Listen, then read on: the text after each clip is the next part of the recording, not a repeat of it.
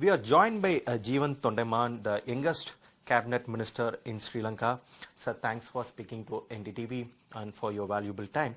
Sir, today you part of the Sri Lankan delegation along with President Ranil Wickremesinghe met Prime Minister Narendra Modi. And what are the important issues that were discussed in this bilateral meeting between Sri Lanka and India? Well, first of all, today's meeting is something of a historic one, simply because I personally feel that this is going to renew relationship between India and Sri Lanka. And moreover, I think this is going to be the decade of growth for Sri Lanka as well. Because as you're aware, we had to go through economic crisis, we went through the pandemic, we went through so many issues. And it eventually led us to basically course-correcting our fiscal policies and a lot of reforms in that sense. And His Excellency the President Ranil Wickremesinghe has carried it out diligently. So with that being in mind, Prime Minister Modi had invited the President, His Excellency Ranil Wickremesinghe, to Delhi some time ago. And well, due to the reforms that we were taking, he was able to make the visit now. So along with the President, it was myself, I'm the Minister for Water Resources. Likewise, I was also the Foreign Minister Ali Sabri and the Power and Energy Minister Kanchana Vijaysekara, accompanied by the Fisheries Minister Douglas Devananda. So we basically brought up issues that were pertaining to all our subjects. Mainly, I believe that the Fisheries Minister had brought up the issue of the fishermen, and likewise the Power and Energy Minister had not only come here to implement the MOU signings in the energy sector, but he had also been able to provide confidence to the Indian government on Sri Lanka's firm commitment towards green and renewable energy. And apart from that, the bilateral relations between both countries are yet to enhance more than this, because this year happens to be the 200th anniversary of the Tamils who had gone as indentured labor from India to Sri Lanka. Yeah. So given that, I think being part of that very community, it made us feel very happy that Prime Minister Modi was able to recognize it. And not just recognize it, he had also assured us, I think, about 750 million rupees Indian. Yeah, over there we see millions, just to clarify. But 750 million rupees Indian to basically provide infrastructure and development facilities to these upcountry community. And once again, we're thankful and grateful for him for that, because apart from this, already 14,000 houses have been executed. The hospital under the name of Lanka in Dekoya has been executed. And now I think 60 classrooms, smart classrooms also in process. And similarly, we're looking to enhance the education sector there. Apart from this, on a bilateral level, we had signed about 4 MOUs. Okay.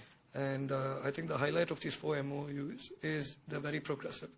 One is to enhance the dairy and animal husbandry sector and the connectivity between Sri Lanka and India on that. As you know, India is one of the pioneers when it comes to the dairy sector. And we would like to see how we can collaborate with them and take our dairy sustainability higher. Apart from that, we had also signed an MOU on basically establishing Trincomalee as an energy hub, aligning ourselves with the President's vision on converting Trinco also as an economic hub. So we believe that that would, amplify progress in that part of the area, which is war-torn. And other than that, the third MOU that we had signed is an MOU on renewable energy. And as you know, Sri Lanka's crisis mitigated mainly by energy crisis. We are trying to make sure that it's going to be sustainable by investing more on renewable energy. Had we invested in renewable energy, say, decades ago, we wouldn't be in this crisis. Now, my ministry, for example, only 2% of my water plants are solar powered. Okay. So we need to take things forward in a more sustainable manner, and we believe there will definitely be Indian support for that, given their exploration into green energy. Also, coming to this contentious issue, just one last thing. And the last MOU that we had signed is that to enable UPI payments there in Sri Lanka. So let's say fintech, basically. So tomorrow, if someone were to come to Sri Lanka from India, they'd be able to make payments how they would be able to make it in India itself.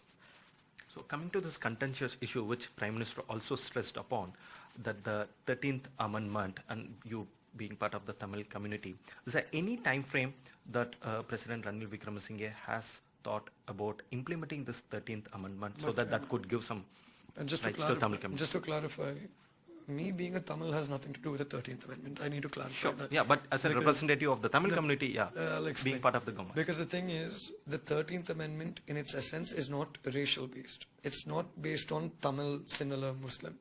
At the end of the day, 13th Amendment was an instrument of instrument of democracy provided to us to end the ethnic conflict. Now, implementing the 13th Amendment, the simple question is, would it prevent ethnic conflict? It definitely would, which is why we all are trying to implement the 13th Amendment, which is an existing law in the country. Yeah. It's not a new law we are bringing, Yeah. it's an existing law. So when that is the case, the issue of the 13th Amendment is, one, my personal view on this matter, not on behalf of the government, but my personal view as a party leader, is that the 13th Amendment, people lack awareness on it.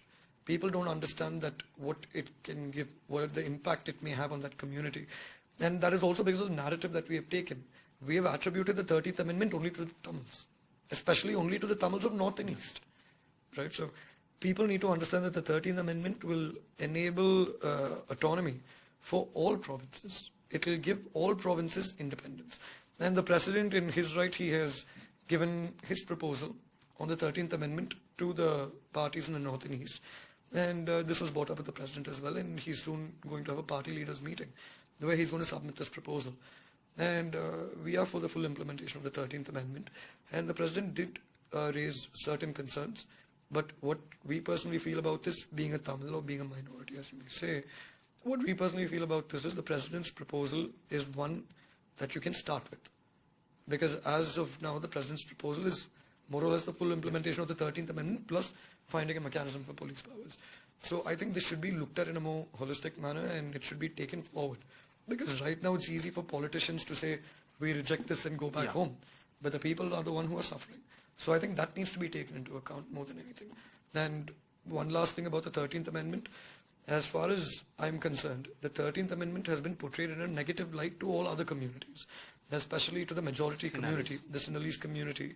The 13th Amendment is viewed as something, if implemented, it's a victory for Tamils. So that is not the case.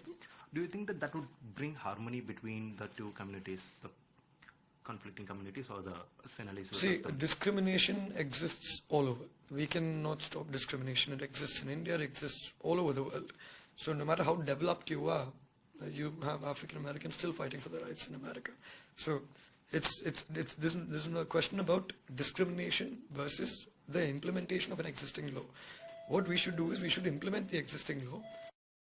Also on this, another issue between Tamil community, especially from Tamil Nadu, between Tamil Nadu and Sri Lanka on this Indian fisherman issue. So was this something that your party will also be trying to find a solution? Because every time we are seeing Indian fishermen being arrested by Sri Lankan Navy, that is also leading to some kind of a conflict of bad blood between both the regions. See, what we are trying to do is we are trying to make sure there is a smooth working model between fishermen of both countries. It's not just that, one particular community we're worried about. At the end of the day, when there are two communities which their livelihood is based on a common ground, there has to be a mechanism implemented. And I think this issue was brought up by the fisheries minister as well.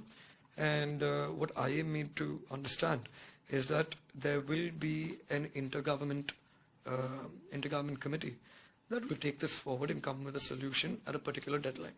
So we think what we are suggesting and also the late leader of my party, the late Mr. Jeevan Thondaman, he had in fact on numerous occasions, he was able to take fishermen out and get them released and facilitate their safe return to India. So we have always been that bridge between India and Sri Lanka where we have tried to facilitate these things. But we can't keep doing it again and again is what I'm saying. We need to have a permanent solution. Humane approach. Yes, there has to be a humane approach. But also at this point, I'd also like to say one more thing. And, this is something that your viewers must understand as well. See, when we say Sri Lanka and Tamils, people think only about the north and east. People don't think about the upcountry Tamils, who are the reason why there's free education and free healthcare in Sri Lanka right now. They were taken to Sri Lanka as slaves 200 years ago, and this is their 200th anniversary. So what we are suggesting is a very simple thing. At the end of the day, yes, infrastructure, all that comes about. But for us, recognition is extremely important. Yes, we're giving importance to the fishermen issue. But are we giving importance to the labor exploitation issues that are taking place in Sri Lanka as we speak? Fishermen issues, government to government. Labor exploitation is a private sector harping on someone weaker than them. On which your party actually... Correct. Because I think this time we are exposing the companies for what they're doing. And honestly, it is unethical tea that is being traded. And, this is something that needs to be brought to light. So there is a community called Upcountry Tamils. And they've been subjected to various abuse. I mean, if I may say so, 1948, the entire country got independence. But we lost our independence. Our civic rights were taken away from us. And over the course of 30 years, we couldn't get it back. We didn't have access to healthcare, education, any of the government benefits. And following that, only in 2003, we were able to get complete citizenship. So for a community that has endured so much, they were subjected to something else called the Shrima Shastri Pact, which was in 1964. And that Shrima Shastri Pact basically took a portion of the community back to India. Now in a family of 5, you say 3 people stay here, 2 people come there. It's not fair. So overall this took place, and that was purely political, because at that point of time, this upcountry Tamils were the second largest ethnicity in the country. Today they've been reduced to the 4th. So clearly there was a political motive behind it. So that is why we stress on the fact that India and Sri Lanka both owe a duty of care to these people. So that is what we are fighting for mainly. Because I think the most important issue, if I may, just the last issue on this, is that for 200 years these people have been living on the same place, the same land.